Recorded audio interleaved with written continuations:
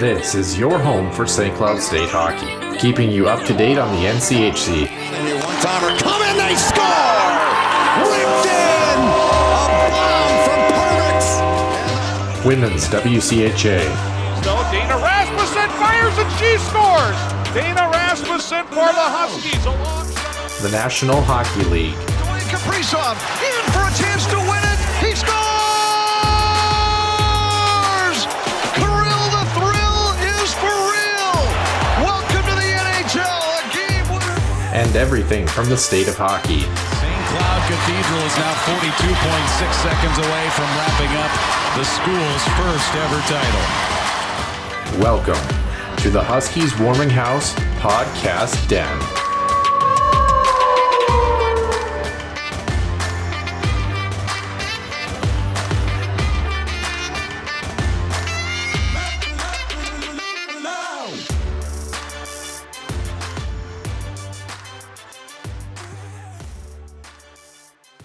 And welcome into episode number 73 here of the Huskies Warming House podcast. That was a little more enthusiastic of an intro than I probably should have been for it being early on a Sunday morning, Nick. But welcoming in my co-host, Nick Maxon. I myself am Noah Grant, and we are excited to bring you some content this week. We're going to talk a little bit about the Kevin Fiala arbitration situation, kind of our expectations for that contract. We've got some St. Cloud State Husky women's hockey news, and one of the players involved there is going to be headed to a pretty prestigious tournament coming up in the later half of August. We've also got a very interesting extra ice session, and I'm just going to leave it at that. You won't want to miss that one. And a handful of information, as always, in the Huskies Illustrated Weekly Roundup, and that's where we'll start with Center Ice View News and Notes. Center Ice View News and Notes. Center Ice View provides you with the best coverage of St. Cloud State Huskies hockey, from game notes, recaps, photos, and more. Go to centericeview.com.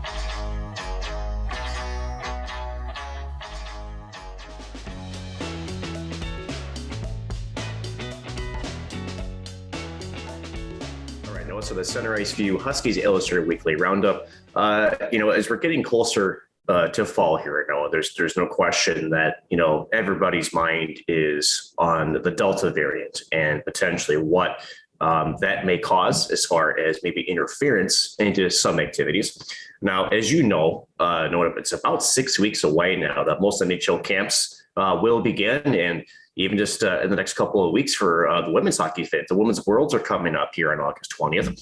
But as far as the Delta variant is concerned, it's actually caught the attention of the National Hockey League so much that they've done essentially some moratoriums. And basically they are not being allowed right now to mingle with fans as the Delta variant continues to spike across the United States.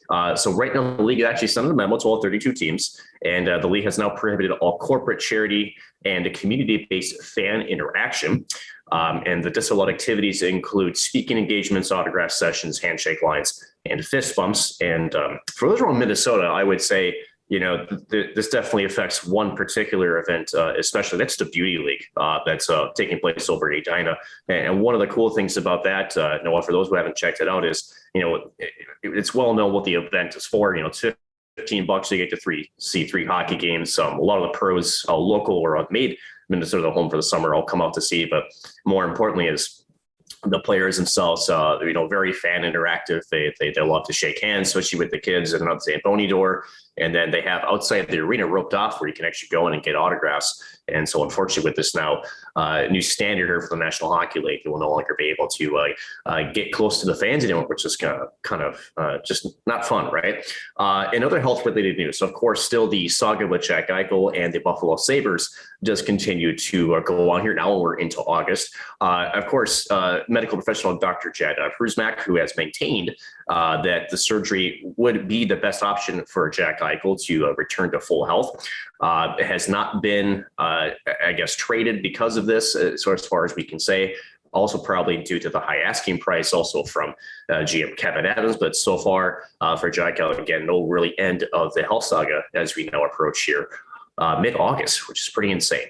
Yeah, it's always tough to see a player's health kind of, I don't want to say put on the line, but, kind of on the line, for lack of a better term. And then, as you mentioned, the Beauty League as well. Also, anybody who's covering it, I know our friend Kirsten Kroll is down there as well. Any media now has to wear masks on top of that as well, too. So a lot of pieces in place, but I can understand where the NHL is positioning their players and their assets, unfortunately. And hopefully we can all get through it, do our part, and get some NHL hockey rolling. Really excited for this season to get started. Speaking of the NHL season starting, and amidst our report of Evander Kane and his illegal gambling potentially and him throwing NHL games, the NHL has released that they are going to conclude their findings by training camp, but some San Jose players hope that Evander Kane isn't there, which is kind of interesting. After a 49-point pace in 56 games, the Athletics' Kevin Kerr said that several teammates do have an uneasy relationship with Kane, saying that he's often late to practices and games, he violated team rules, and often without punishment. And for those of you who don't know, in the NHL, a lot of times even things as simply being 5 minutes late to practice means that you might not play the next night. I mean, it's that serious. So the Hockey Diversity Alliance also placed the Sharks forward on leave last Tuesday. In happier news, Vezina-winning goaltender Marc-Andre Fleury, who we reported on last week, he's finally made up his mind. With 1 year left on his deal, the 36-year-old was unsure about moving to a new city after being traded from Vegas to Chicago. And a week ago, he finally announced that he was set to suit up for the club after posting a .928 save percentage and 6 shutouts in 36 games last season. Kind of interesting to think about that. As you look back, didn't realize he had that good of a season, but boy, I think it was his first Vezina too, which is kind of shocking, but best of luck to him in the Windy City. It's interesting too, as we talk about the Marc-Andre Fleury situation, especially how that the whole news percolated to him and how essentially the trade call hadn't even been completed with the central office, and it was kind of leaked on social media. So I know that the ever famous agent Alan Walsh, took to the social media by storm to let folks know that probably that shouldn't have happened. But it's interesting, Fleury's, Chicago intrigues me, and we can probably talk a little bit about this maybe next week. But Chicago's kind of an interesting team with some of the moves that they made in the offseason, with some of the players that went out, also some players that came in. Chicago could be a team to kind of watch here a little bit.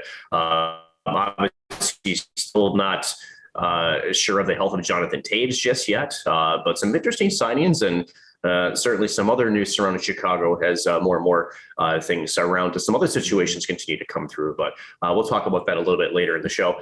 Speaking of, things around the NHL, the last couple of weeks here, obviously big frenzy of signings as the NHL free agency door open. But let's last week a little bit more calm down. I think most teams have spent the money that they have allocated. A lot of the big names are off the board as far as being signed or being traded, but also couple of new homes here around the NHL here as they still continue to have some free agents still out there.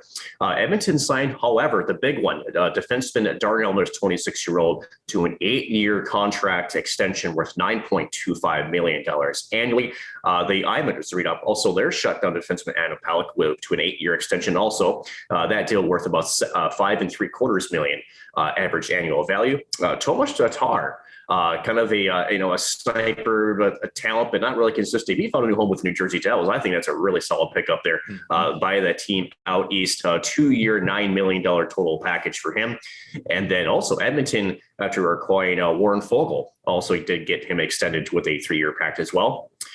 Seattle getting also some of their players from the expansion draft, as well as some of those trades also signed to extensions and deals too. Vince Dunn, 2-year deal worth $8 million. And then also former Minnesota Wild forward Marcus Johansson, 1 year, also $1.5 million with the Kraken. After spending 36 games here in a Wild sweater, although a lot of his season, though, again, marred by injuries. Club had also adjusted $250,000 from one season newly acquired a goaltender Phil Grubauer 6-year deal because of the CBA requirements to make sure that it's not backloaded. At the end of the day, again, some signings, but again, more so on the extension front and no big really player movements as of yet. And I'm wondering, Noah, too, before we get into some less bit of news here, as we talk about the Islanders still haven't signed Zach Parise, and I'm wondering now that Adam Pellick's number finally in, I wonder if we're going to start to see some of those other guys be signed, including Zach Parise. His name's been linked to them pretty much all summer, but still no contract for the former Minnesota Wild forward. Yeah, it'll be interesting to see where he ends up. It's always interesting if you ask me, because I like to use that word quite a bit, but it truly is intriguing to see where he's going to end up, and more specifically at what price point and in what role. I mean, I was going back and watching some video actually of Zach Parise back in his New Jersey Devils days, and just seeing, how much more fleet of foot he was, and, him as a younger man and stuff. And just interesting to see the transgression that happens with, the aging in the NHL and that process and the wear and tear on the body. To quickly wrap things up, speaking of our Minnesota Wild, not Zach Parise though, they have a contract update of their own as the team has filed, like we mentioned, for arbitration with streaky scorer Kevin Fiala. A neutral arbitrator will decide the amount that Kevin will be paid, where Fiala can then choose that amount for 1 or 2 years in his deal. A 1-year deal leaves him as a restricted free agent, a 2-year deal as a UFA. His hearing is August 17th, but a deal can still be done before then. The 25-year-old had 40 points in 50 games last year. Pretty good season for him. Finally, ESPN has hired the fiery former bench boss, John Tortorella, as a studio analyst, known as a figure vocal for, quote, saying it like it is. I think that's probably the easiest way to put that. The former 2008 TSN in-studio broadcaster. Don't really remember that too much. He brings 2 Jack Adams Awards as the NHL's best coach, a Stanley Cup championship in 2004 with Tampa Bay, and 673 wins across 22 seasons with Tampa, the Rangers, Vancouver, and Columbus. And real quick on that too, Noah, could you imagine an ESPN segment with John Tortorella and Stephen A. Smith? Could you just imagine what that might sound like? Oh gosh, those are a couple of opinionated gentlemen that if you get them talking hockey, that would be, I think, must see TV. Yeah, but I think the difference is when you're talking John Tortorella, I actually respect John Tortorella's opinion. So, but fair enough. Yeah. Anyway, so yeah, that will do it for our Huskies Illustrated Weekly Roundup. Also, before I close out the roundup, if you made it this far, how are people liking the weekly roundup? If you're a listener on the show, especially if you're on Twitter, how do you like the weekly roundup? I actually, when I listen back on it, I kind of like it. I think it's a nice little wrap up of what things are going on during the week, but who knows, maybe all of you hate it. So we haven't heard anything either way, and we'll be curious to know your thoughts as we move into the regular part of the show.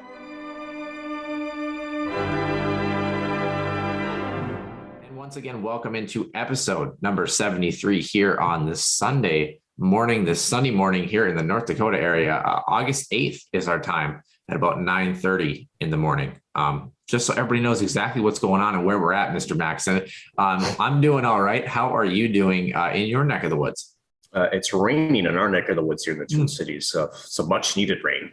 My goodness gracious. It's been a very dry summer. So getting last couple of days have had some good rain showers. So it's a welcome sign, right? Other than that, been all right.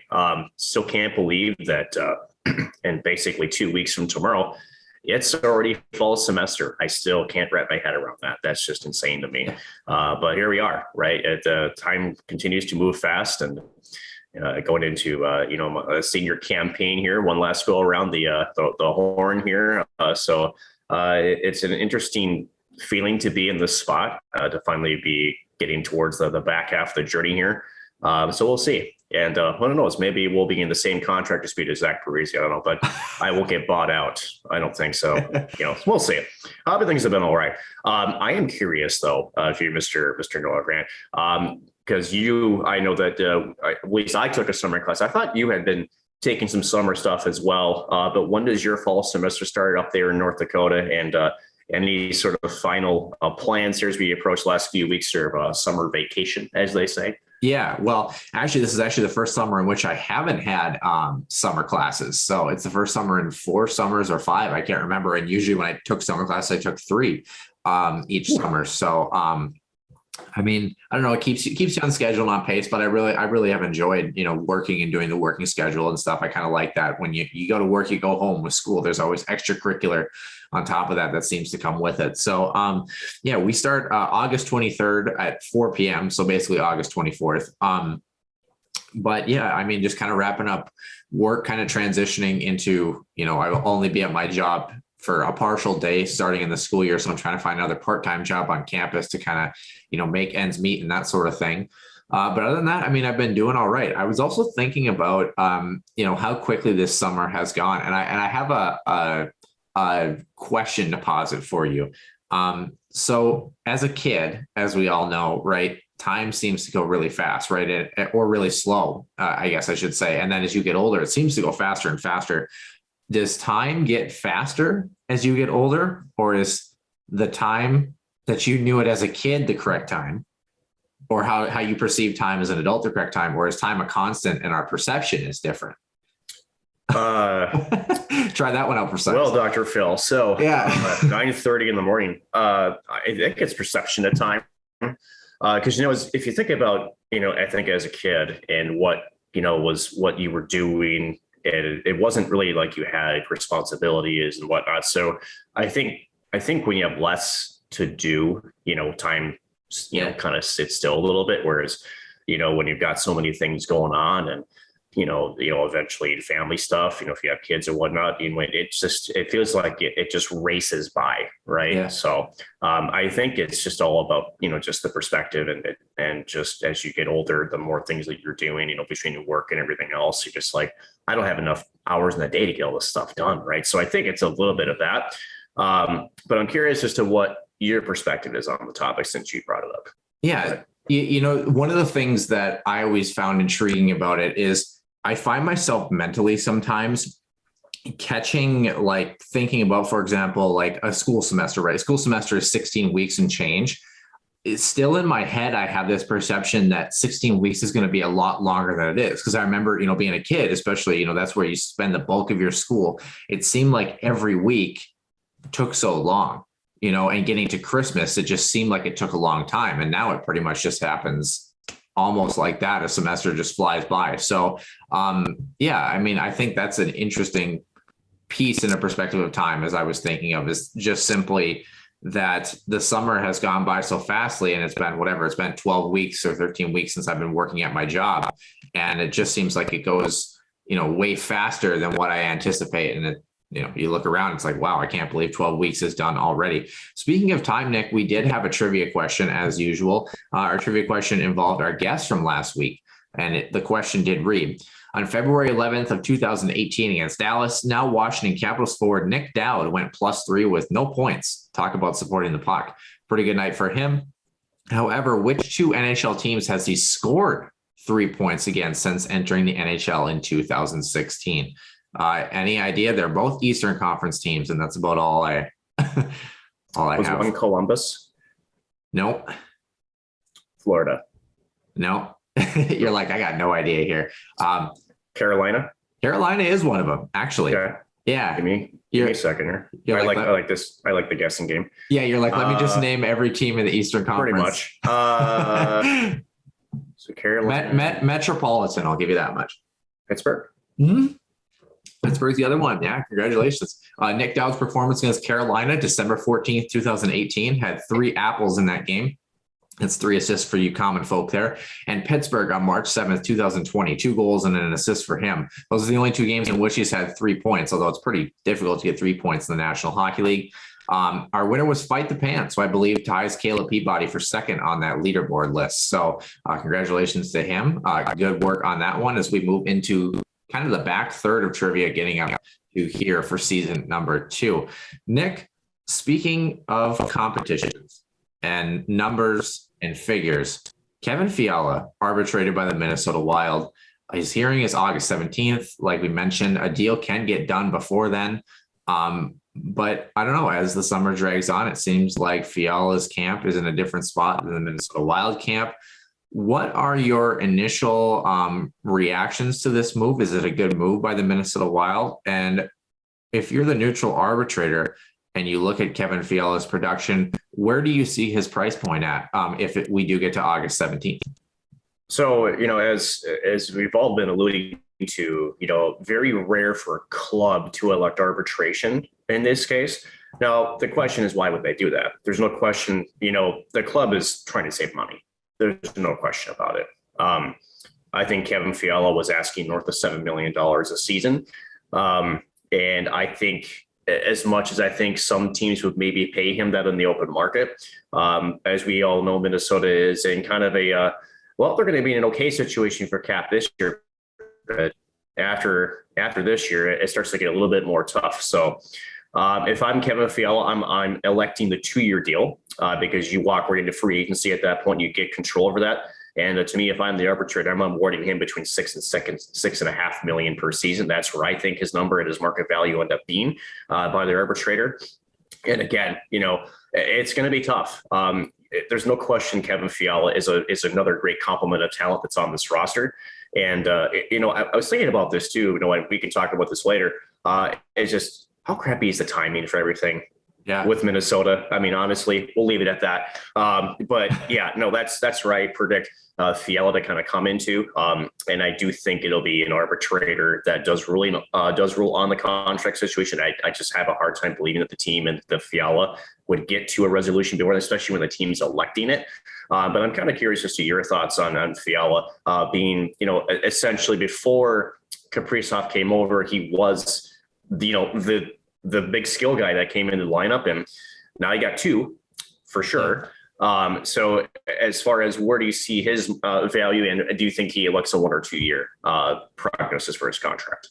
Well, when you talk about timing, how Minnesota sports is that we finally get two guys that are, potential game breakers, and we don't have either one of them locked up. Now, I will say the one piece of this though, and maybe we can touch on this in a second. First of all, I agree with you. I think he's going to get like 6.8, close to 7, to be honest with you. I mean, I think it's going to be kind of close to what he was maybe looking for. And a 2-year deal sounds about right. It'd be kind of interesting to see.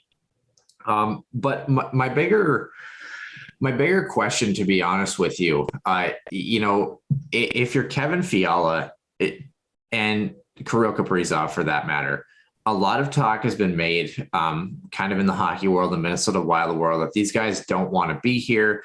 They're dragging this out because they want to screw the team over. I have a hard time seeing it this way. Laughable. Laughable. I have a hard time seeing it that way. The other thing that I have difficulty seeing too is that I think back to the William Nylander situation where he didn't get a contract until December. Like, we're not at that stage yet, and people really like William Nylander because he's actually, besides the first half of a year in his deal, he's really lived up to that contract and he's really earned it quite well. How do you see that process playing out? Because we are in August. I know the off season has been a little bit shorter, where whatever it is, 6 weeks, 7 weeks away from camp starting up. Obviously, Minnesota wants to get these guys locked up.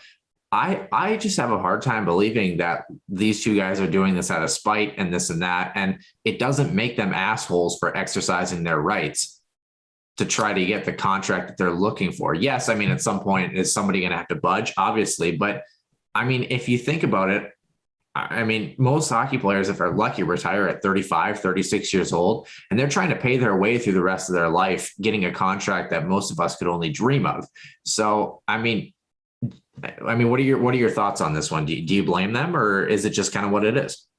So let's address the first thing, right? The fans who are saying that, I hate to say it, but they're driven only by fear.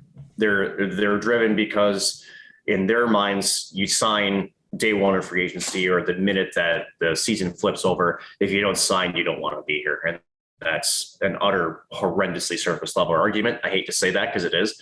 No, and you're absolutely right. As a player, your job is to make the most money that you can while you can play, right?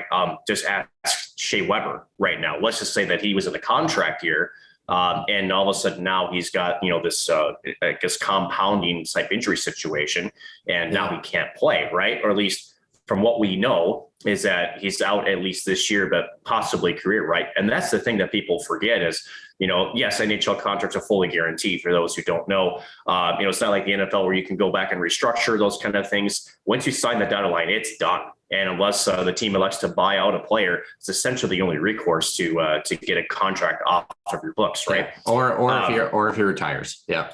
Right. So, but but going back to, the point with these two, you're absolutely right. At the end of it, the team felt, okay, with Fiala, okay, they're going to exercise their arbitration rights, because I think in the GM, Bill Guerin's mind is, hey, yeah, he's asking for north of 7.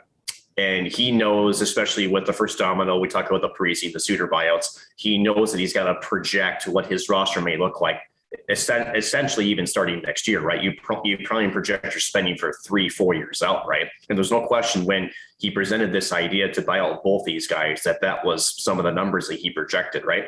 So with Kaprizov, though, it is about who's going to budge first, right?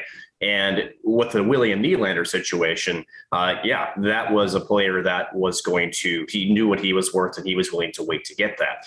The issue with Minnesota is, and now league wide is, there is a flat cap. There is, with Minnesota specifically, there's going to be some cap recapture things coming along.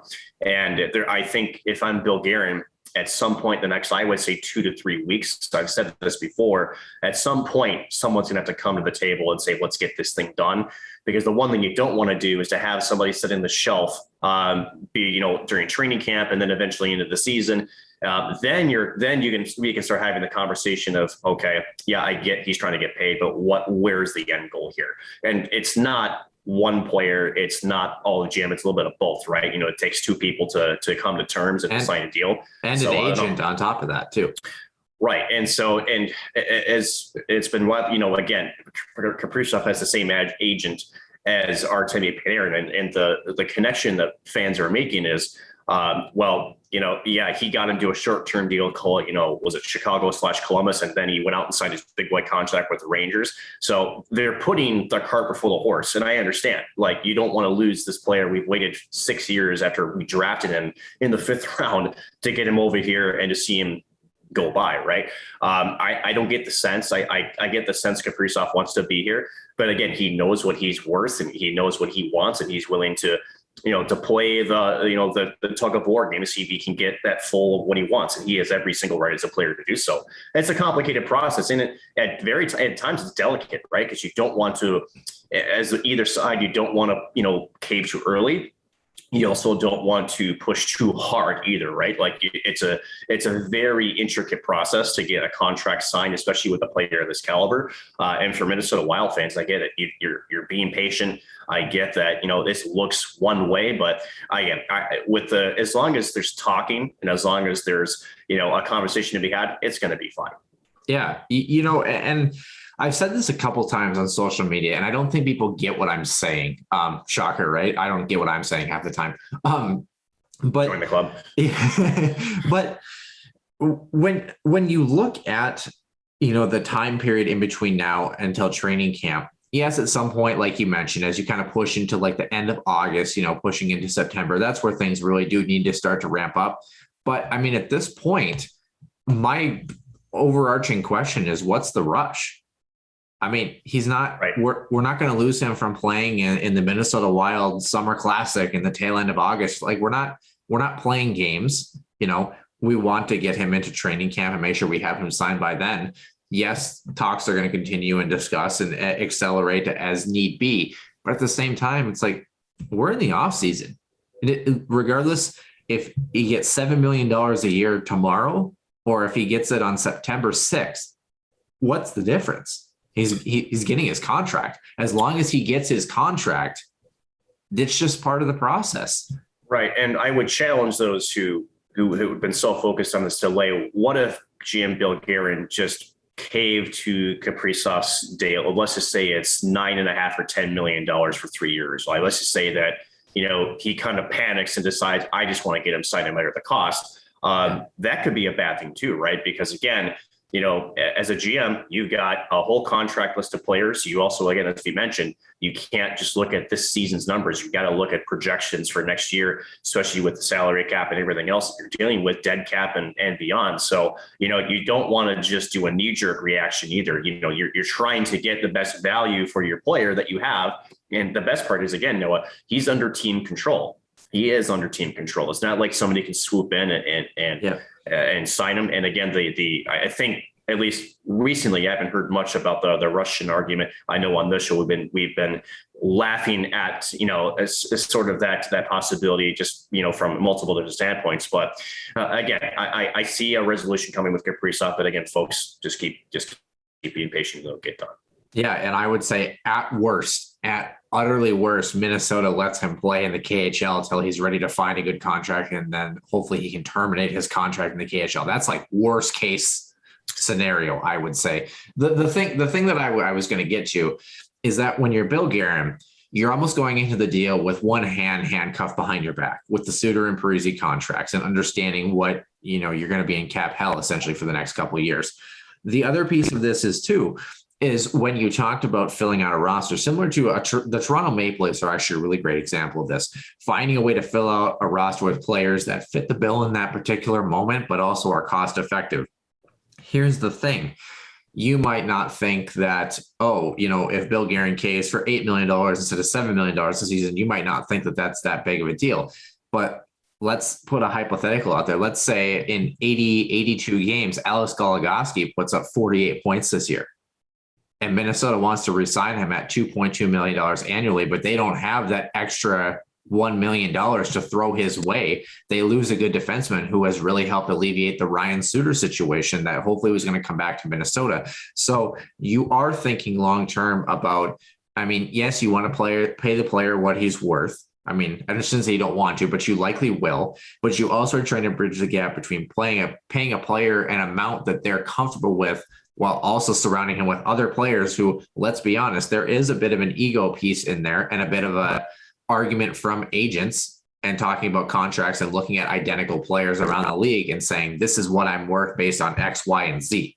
So there's so many factors that go into it beyond, just a player saying, oh, I'd like X number of money. I'd like X number of money because I played this way. I provide this for the team. These are services that I essentially offer that you won't find almost anywhere else. And this is what I provide to the team. And the team on the other side is saying, okay, we love how you can do that, but we also have you slotted in with this player, and our cap hit is here. How do we make this, in between where everybody is happy? And truthfully, it's very rare that both parties walk away from the table 100% content with the deal that ends up getting done. And just to cap that off too, when the agent is in the room with, the general manager, the conversation is less about what the player has accomplished. It's more about his projections, right? Mm-hmm. And that's the thing that a lot of fans need to understand too, is, if you think about, since you use the Toronto Maple Leafs, it kind of tells you how those negotiations, say with William Nylander, how Austin Matthews, as well as Mitch Marner, has gotten paid, is because they said, hey, yeah, we did great, but guess what? But we're only scratching the surface. Next year, he's going to get close to 100 points. So, and again, Connor McDavid, fresh off of his entry level, gets taken to a pretty substantial contract. You don't make that kind of jump unless you're talking futures. And again, that's a large part of contract negotiations is, what happened in the past, but I'm going to tell you what's going to happen, 1, 2, 3 years. This is what my player is going to do for you. And this is what's going to cost you. So, yeah, it'll come to a head. We'll have a point at, here, hopefully within the next month and a half, where we're going to have the answer with the Kevin Fiala situation. The latest we're going to have an answer is August 17th. So, or shortly thereafter. So, Kevin Fiala is going to be in a Minnesota Wild sweater. It doesn't mean that he doesn't want to be in Minnesota after that time. And you know what? If it does run its course, it does run its course, and that is what it is. But right now, Minnesota's just intent on finding the best deal for him and the best fit for Kevin and moving forward in that regard. Speaking of the best fit on a roster, Nick, before we move into our extra ice session, we did have some news out of the St. Cloud State women's hockey camp that was kind of fun to dive into. Jenniina Nylund was placed on the Finnish roster for the upcoming Women's World Championships on August 20th. Really excited for her. She played 34 games in her career with the Finnish junior team. She has 14 goals and 11 assists for 25 points in that span. She did lead the Huskies last year with 7 goals and in 86 total games as a St. Cloud State hockey player. She's got 46 points, good for just over half a point per game in her career. So the 2021 Women's World Championships, August 20th through the 31st, Winsport Arena at Canada Olympic Park in Calgary. Nick, you've got to see Jenniina Nylund play, or Nieners, as a lot of the players and coaches call her. What were your impressions of this announcement, and what does Jenniina Nylund bring to this Finnish roster as they head to the Women's Worlds? Sure. Obviously, anytime that you're called to represent your country in any national stage, that's one heck of a endorsement of what you can do on the ice, is probably well off the ice too. So congratulations to Jenniina Nylund for this honor. But she's quite the playmaker. Jenniina Nylund is a person that on the Husky's ice can kind of control the game with the puck on her stick. She's got great vision on the ice. She's a great skater. Again, passing is superb. I'd like to see her shoot a little bit more. That's just me. But at the end of it, as far as a setup person, playmaker, she creates space, again, uses her feet very, very well to create that open space as well as to also find her teammates. So Team Finland's getting a great person on the ice who can read plays, that's got good vision, good hockey IQ.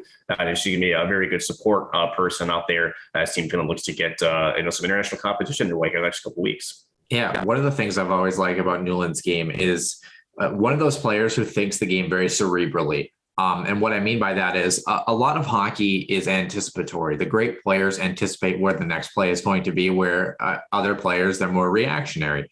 And players have made their craft in both ways. But if you can anticipate and be one or two steps ahead, it usually pays off in the game of hockey.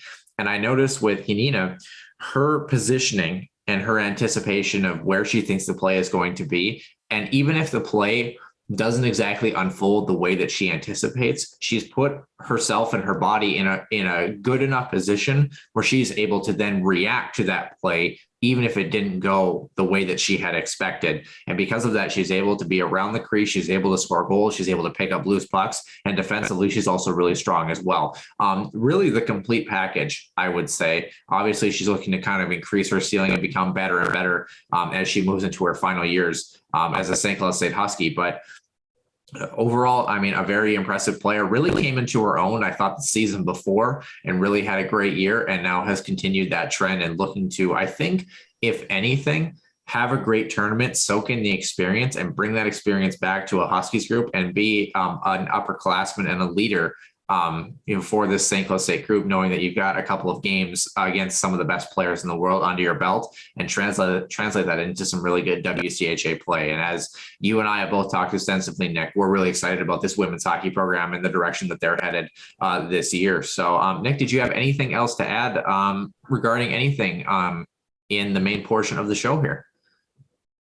No, I think we've covered it all. I think the big conversation is yet to be had, as we say. Yeah, I don't know if it's that big, but yeah, we're going to head over into the extra ice session. We're going to reveal exactly what the heck we're going to be talking about in just a few moments.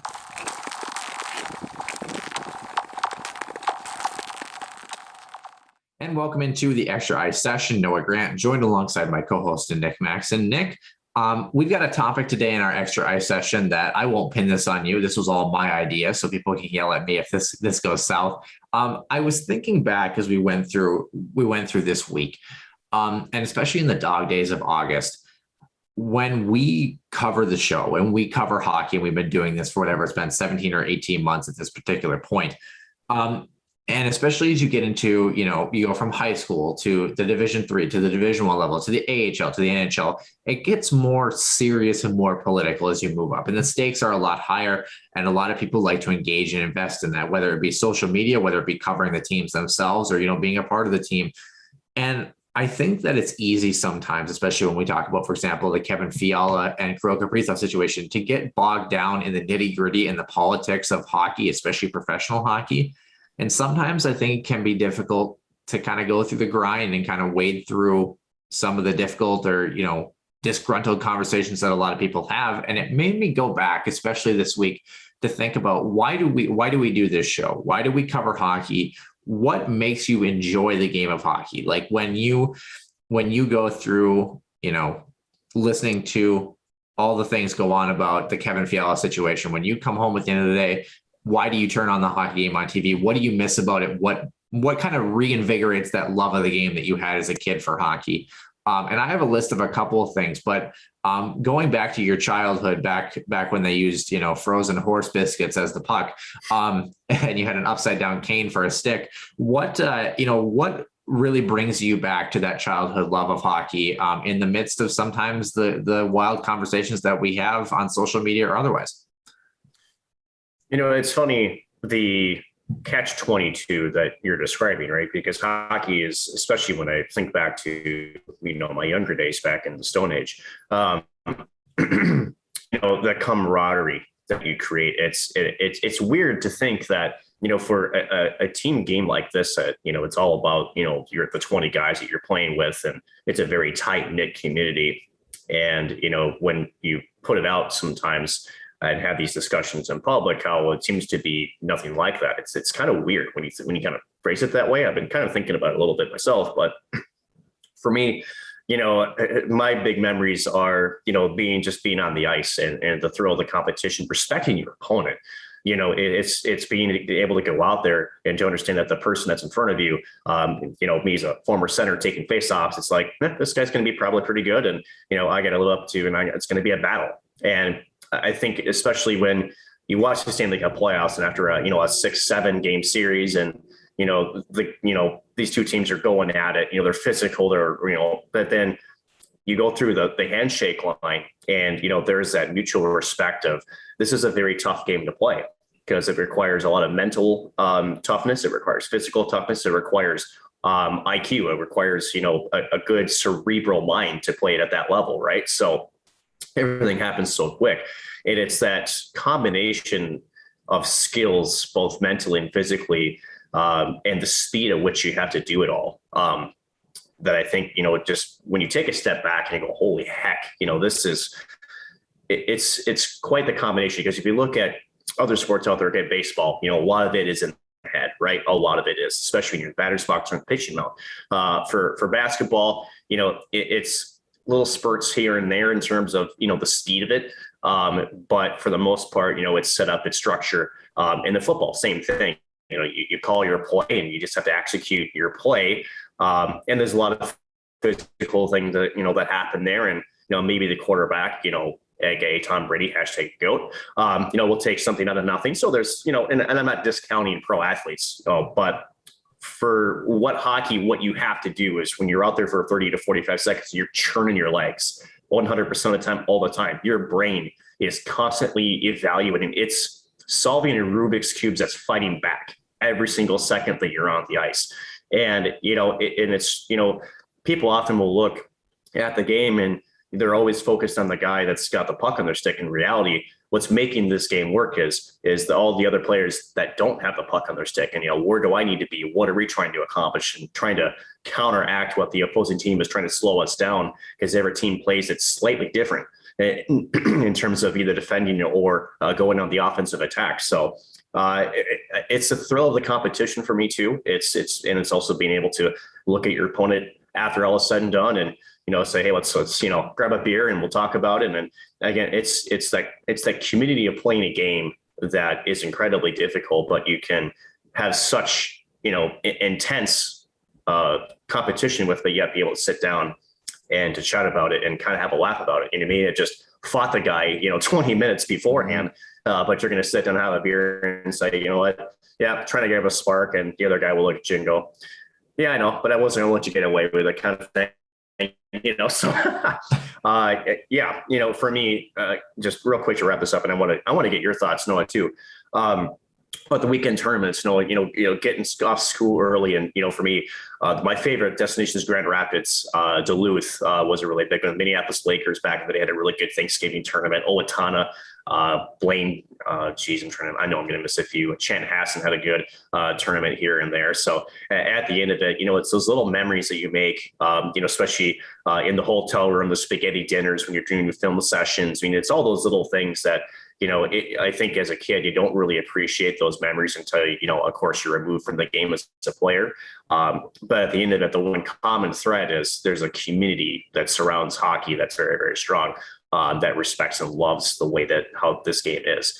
I'm curious, Noah, since, again, we had our little competition on the ice not too long ago. And again, we won't, break through with that. But again, it's, I guess that's kind of what it has been for me. What about you when all the world has gone upside down, and maybe it already is? I have no idea anymore.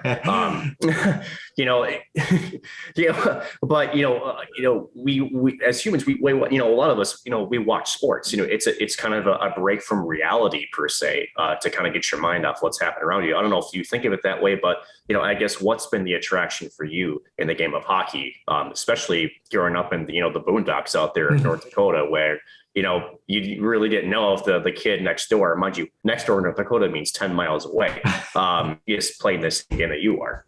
Say 10 miles, that's not a good day, dude. Yeah, I mean, there's a couple things that go back for me. And people who know me, I wouldn't call myself introspective by any means, but I mean, I like to think about things. I guess that's probably the easiest way to put that.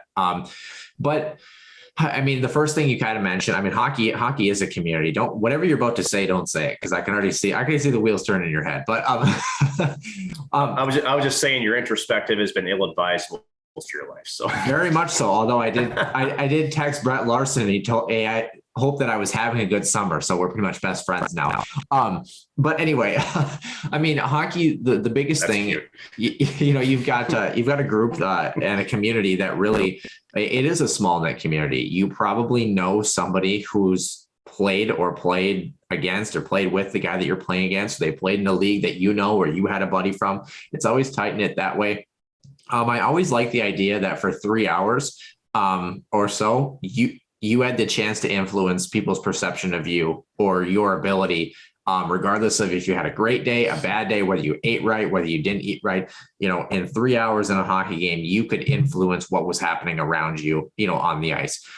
Road trips, as you had kind of mentioned, road trips are amazing, and so many memories playing mini sticks in the hallway. Even like simple ones just with my parents, like going, and doing Top Dog camp in like Brainerd and stuff like that, and Breezy Point, and being able to kind of go on a road trip, check out the cabin and that sort of thing. The other piece of that too, that might kind of sound kind of silly, is like my dad grew up playing Minnesota high school hockey, and there's no secret that Minnesota high school hockey is better than North Dakota hockey, just in scope and sheer whatever. But like I always imagined myself as a kid from North Dakota, and my dad, would always went to the University of Minnesota, would always talk about Minnesota hockey. I always imagined what it would be like to go play hockey in Minnesota. I know that sounds super weird because you're probably just like, hockey in Minnesota was just me going to school and then going and playing hockey. But like for us, there was always kind of this aura around Minnesota high school hockey and thinking about what it would mean to play for like Edina or something like that, or, play with the Nick Bukestads of the world and be on a team like that, or have a chance at a state tournament at the Xcel Energy Center. And I know Minnesota kids think about that too, but it was always kind of the extra icing on the cake for us too. And kind of being naive to thinking that you were better than you were. Like every high school game, we treated it like it was a Stanley Cup final game. We were trying to, eat right and get up right in the hotel room and this and that. And like as a kid, all the NHL games, right, they always had this aura around them. And the college games, if you went to go watch, the University of North Dakota play somebody in Ralph Engelstad Arena, it was still a crazy atmosphere to be a part of. And every time that I had like dreams as a kid, even though I didn't like the University of North Dakota, I always imagined playing for them just because of the facility and the experience that I had experienced while I was there. And you always thought that you were better than you were. And then you get older and you see, and this is, not a bad thing, but like, for example, we had Nick Dowd on last week and you realize Nick Dowd is just a stand-up guy that you might hang out with in the street versus as a kid, you'd look and be like, oh my gosh, this is Nick Dowd, or, oh my gosh, this is Mikko Koivu. This is the guy. And you realize that they're just dudes playing hockey. But as a kid, you have this different perception of what these superstars, look like. So those were big for me. I love the smell of a hockey rink, especially an old Canadian bar. When you go in there, you can smell the Zamboni and all the fuel that they use. It probably kills your brain cells, but I always love the smell of it. Good rink food on top of that, popcorn, shrimp, anything good, especially they do it right up in Canada when it comes to rink food. They do a great job. And the last thing that really kind of brings me back to the love of hockey. My dad, I think, sees the game way better than I ever did.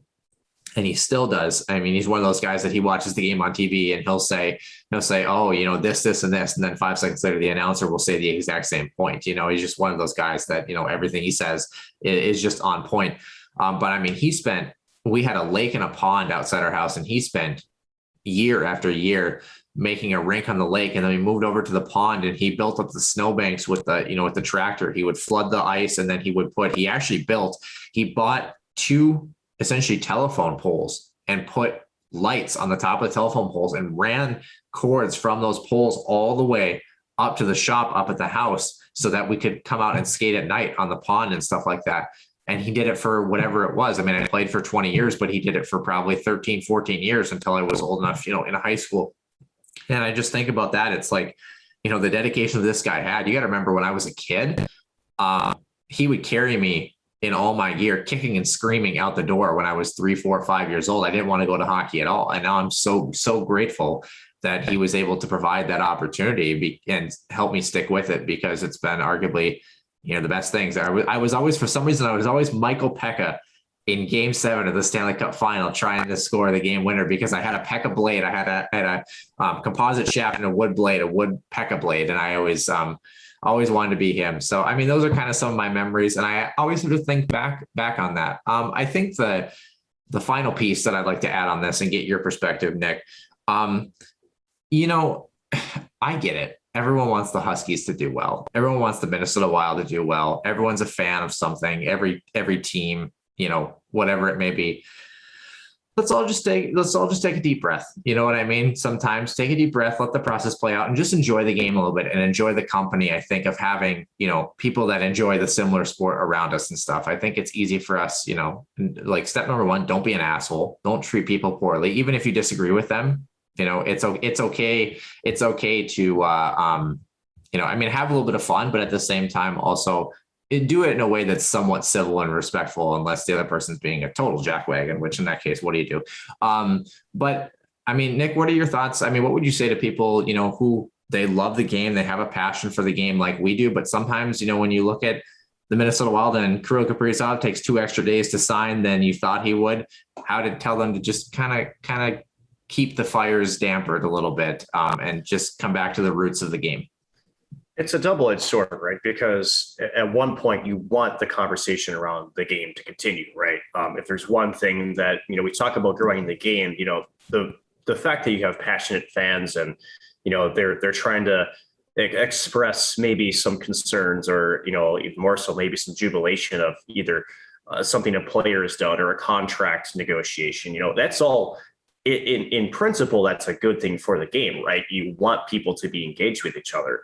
I think it is difficult in our perspective, Noah, that at least, recovering especially the NHL, the last, almost now 14 years and, getting to meet many, many people, players, coaches, GMs, and having conversations. I think there's a little bit more of an in-depth understanding with, not only the mentality of some of these players, people that are in the game. I'm definitely not saying that we can think for them or putting words in people's mouth, but when you've been there, done that, or have had conversations with these guys, and a lot of these are off the record conversations too, right? So you kind of get to know them on a personal level, but more every conversation you learn something about, the game, and more so, especially at the pro level, you learn not just about the way the game is played, but you learn about some of the managerial stuff too, right? And you learn that, okay, this contract is taking long, but this is kind of how these things happen, right? It's, I get it on the surface, it looks like one thing, but there's a process and there's a strategy to everything, right?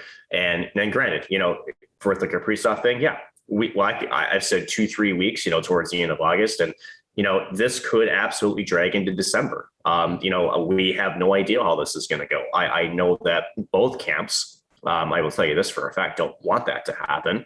But at the end of it, also, as we talked about before in the main part of the show, when a player is, thinks he's valued at this and thinks that, that's maybe the floor, and we don't know the exact, at least where the negotiations are right now with Kaprizov, what those numbers look like, maybe what the term looks like. But let's just say, those talks are, maybe below even his floor. Well, you're going to hold out as a player to get to what you think your value is, right? So it's I mean quickly, it's a job. I mean, like, it is their job. Like think about it. If you were working as at a Fortune 500 company and you were potentially going to get a raise, and they were like, well, allocate how much you think your raise should be, would you not take that opportunity? It is a job. It is their livelihood for these people. Yes, they play the greatest sport in the world on the greatest stage, but that's how they make a living. Right. And, to address the I guess the conversation piece with each other. I think the conversation around the game is always a good thing. Everybody has their own ideas of how things should go or maybe are going. And again, I think that's the intrigue, right, with pro sports is there's so much that we don't get to see, we don't get to hear about this. It's kind of the mystery side of it, right? Whereas, you wish you could be a fly in the wall, during some of these conversations that are happening, either with Bill Guerin, Kirill Kaprizov, Kevin Fiala, because, at the end of it, I think a lot of the conversations about, let me say this, I'll rephrase that, some of the perceptions about the players and maybe what they're thinking or whether they want to be, I think a lot of that would be answered pretty quickly. And at the end of it, I just don't buy, to address that point specifically, I don't buy how a team that has a lot of good young players, one of the best young players in the league in Kirill Kaprizov, and is starting to build a pretty nice young core around it. I can't imagine a player not wanting to be on a hockey team like this, that it's on the up and up, and it's took a very, very well put together roster in Vegas of 7 games, and that's not an easy feat, right? Yep. To kind of wrap it up, though, to your point, there's one thing to have your position.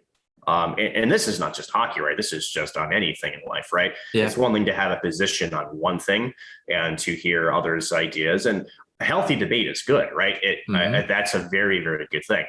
But I think where it's the social, I don't know if it's just the social media phenomenon. I like to think it probably is more than that, but we have to understand too that, hey, you know what, they're going to have an opinion. That's cool. And, we may disagree or we may think one way or the other, but, as long as it's about the debate is about, whatever the topic is, whatever, right? It's too much we see on social media that it's all about, it's becoming more about tribalism on right, you're wrong. And then it becomes personal attacks and, and that's where, again, that's with anything, you can open up whatever you want and you're going to see this back and forth. We see it, unfortunately, in our political system. We see it in so many things. And you just kind of wish that as a culture, right? I think this is kind of what I'm getting, that we'd be able to take a step back. Or let me say it this way. We fast forward the clock 100 years and look back and go, they argued like this? Like, I would think we would kind of laugh at ourselves, honestly, if we have the opportunity to do so. So it's, again, like I mentioned before, double-edged sword. Obviously, you want people talking about the game, but, at the end of it, emotions get high and, then the conversation turns, and that's what you try to avoid. Right. So, yeah. And we're not all perfect. I mean, we've all been there, but I think, like, especially for us as a show, like, especially if you're on social media and we ever engage like your topic or that sort of thing. I mean, we're not trying to draw your ire personally, we're just discussing the topic. And 2, like, for example, we're talking on social media, it must've been a couple of weeks ago, about a particular situation. And, someone called us, an idiot. And it's like, I'm not willing to die on the sword for Minnesota Wild hockey if you're just going to sit there and call me names. Like, I do not care enough. I really don't, Well, at the end of it too, first of all, kindergarten called, they want their, they want their joke back. Number 2, but I mean, seriously, right? It's like, and we've never been that way too. Or I shouldn't say, it's been very few times where like unless the situation calls for it, we really try to refrain for, calling somebody out personally or that sort of thing. Like, we'll talk hockey with you all day and we might totally disagree and be on opposite sides of the thing. But our discussion is primarily hockey based. It's not meant to, personally attack you. And so many times I think that people take it personally or they turn it. And this is coming from me, who Nick Maxon can attest to, takes everything personally and is like the softest human being on the planet. So, like, if I can see that, like, I'm just saying. Right. And again, there's, we talk about social media phenomenon, right? There is definitely, I think there is an alter ego that people get when you're on social media. And again, especially behind a keyboard. Right. And it's weird to think, if you were back in second grade on recess and you get an argument, it tends to dissolve pretty quick because, you don't want to get into a scuffle or whatnot. There's that. Okay, well, if we want to go that far, well, here we are. Like, let's take care of this or whatnot. And then it's usually fine after too, instead of the bad boiling blood that carries over. Right. It's you resolve differences, and whether it's, you talk about it out or other things. And granted, I will say this just to make sure that, our listeners, that violence is never the answer. That's never it. We have to hashtag, it's 2021. We have to make sure people understand that we're not advocating for that. Despite the fact that hockey can at times be a very physical, violent game. But that's all within the rules, right? So it's kind of honestly, hockey's kind of like that too, right? That's the weird part is, I talked about earlier, there's guys like your Ryan Reeves or your Michael Haley's that's out there to be a spark for your team. And, they go out there, they embrace their role. They're also defending other teammates. And it's funny because, if anybody has YouTubed, hockey fights, and especially if you got, mics on, they'll fight, they'll go down to the ice, or the refs will come in and they're saying, hey, good job, buddy, or nice fight, way to go. And it's almost the most Canadian thing to happen, honestly. Like in the world, it's very. I'm sorry, I didn't mean to get you on that, John. Or you just had your teeth put back in, but it's weird, right? Because they'll go back, they'll sit in the penalty box, and they're not screaming at each other. They're sitting there, and if anything, they're having conversations like I think the one that I love is like, all right, buddy, it was a good fight. It's like, hey, good luck. It's George Laraque, George Laraque, yeah, exactly. So it's like, if social media was hockey, like a hockey game, I don't think we'd have half of the issues that, we think we experience and whatnot, because it's like, again, you have to understand where everybody's out there. You understand their role. And again, everybody's going to want to do different things or say different things. And that's great, right? That's the beauty of being able to be, not to get political in here, but be able just to have these open dialogues and, have these debates on, the difference of a team. And again, the cloud of mystery that surrounds the back office, and it's not just hockey, it's, all the pro sports, right? What these conversations look like. It would be a fantastic E60, but, the trademark will come out later. But at the end of it, we have to ensure that, we keep, our eyes on, what really matters. And that is, let's talk the game, and everybody can have their own opinion, and that's fine. And yeah, we'll engage, and, we'll agree to disagree. And it's, like you mentioned, it's not a personal attack by any means. It's more like, I don't see it that way, or, I don't think it, this will never happen. And, there are times where I have stuck to my guns because especially on the folks in the camps, and I'll use this as an example, that want the Minnesota Wild to have a total rebuild every single off season.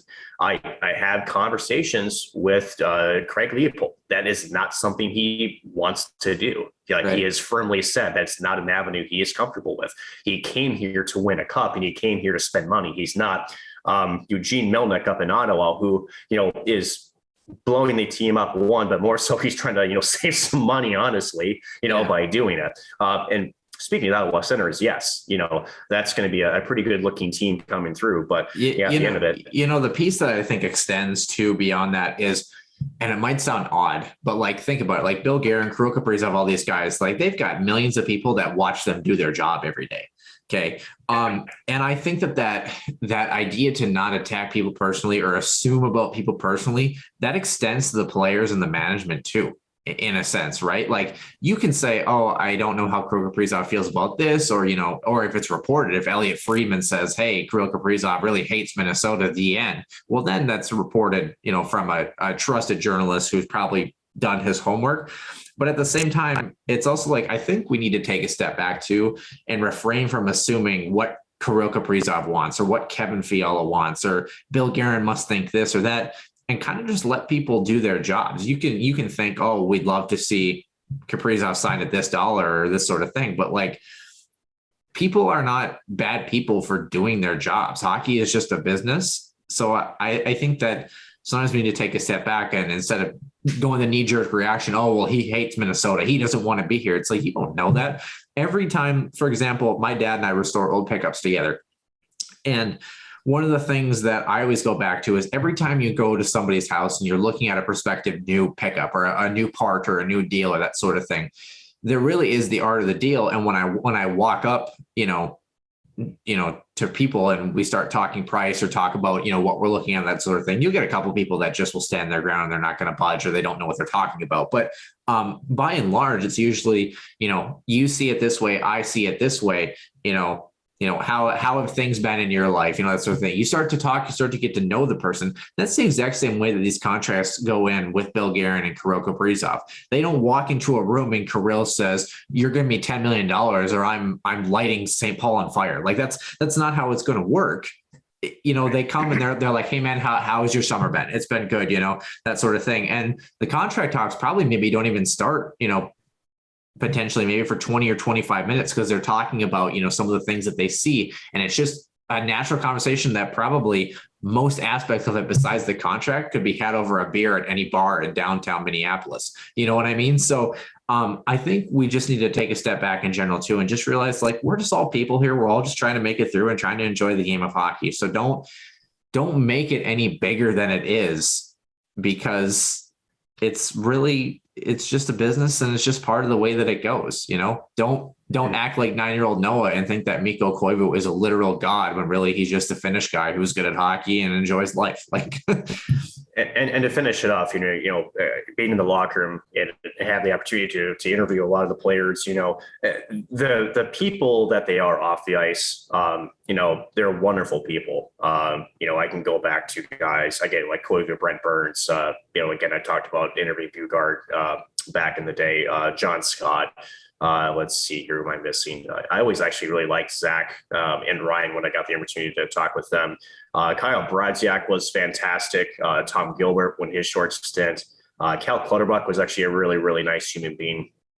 In fact, those three guys would often, I'd actually see them almost once a week outside the ice, just in different walks of life. And, again, you quite literally saw them having a beer and was able to actually have a beer with them one time at an undisclosed location. And you wouldn't think that these are hockey players that, make millions of dollars and are out there on the ice. I mean, they were gracious human beings and love to talk. And, we talked some hockey, but a lot of our discussions weren't hockey. It was life and it was different things. And, it was their kids and everything else. I mean, you got to understand these are, which means also, to close this out, nobody's perfect.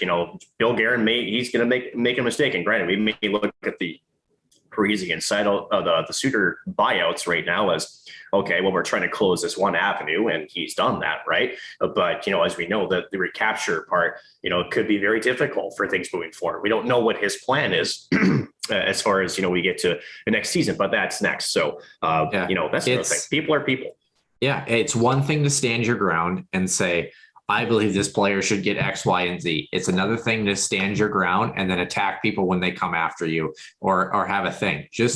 You're going to meet some people out there that just don't have any civility whatsoever. And you kind of got to let it fly over your head unless it gets to a point where somehow you can't. But yeah, you earn your respect in a sense by being respectful to others, if that makes sense. You can say, this contract was X amount at 5 years. And you can say, oh, I like the amount, but it should have been 4 years. But then just say that. Don't say, oh, well, you don't know what you're talking about, or you're an idiot, or how can you ever think that? That's where it becomes watered down. And we don't need to do that. We just need to talk hockey and enjoy the game and have fun. And hopefully the Minnesota Wild can win a few games this year, Nick. But I think that's going to do it for episode number 73. Unless you have, are we good? Thumbs up, doing the thing. All right. Well, you're asking me. Wow, no way. Yeah. No, and again, these are exciting conversations to have. You have superstar players that are trying to get superstar paydays. And I would say to those, it's just my perspective, right? I always like to be introspect, I like to be, what's the word? It's Sunday. Objective. The words are not coming to mind. Not objective. Let's say I'd like to, I guess, in the moment, right, where I think 3-4 years ago, we would kill for the opportunity to have superstar talent and having contract negotiations. Back then, there just wasn't that one talent that you looked at on the roster and said, that was like, okay, this team is all right, but there's nobody that's, the superstar. And here we are, and we possibly have two of them, and it's great. It's great to be able to sit here and debate and how long their contract's going to be, their bridge deals and whatnot. That's a fantastic problem to have, in my opinion. Yeah. I'd rather have this conversation and this debacle, if you want to call it, of where the numbers going to end up versus going, well, what team is signed? They've already got 20 men on the roster, and yeah, there's some people exciting, but yeah, see what happens, right? So and when it goes back to the love of the game of hockey too, I can think of nothing better than being whatever I was back in 2010 or 2011, watching really bad Minnesota Wild teams, sitting inside on a blustery winter day with a cup of hot cocoa in my hand, watching them on TV. Like that's still happiness to me. Always is, always will be. And that's what I think we need to just get back to is, you might not like so-and-so's new contract, but guess what? They're on the ice. So hopefully they score tonight. Hopefully they do well, so what else can you do? But that will do it for episode number 73.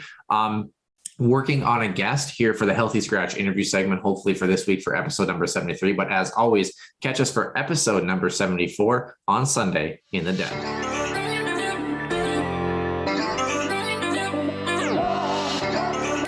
One-timer coming, they score!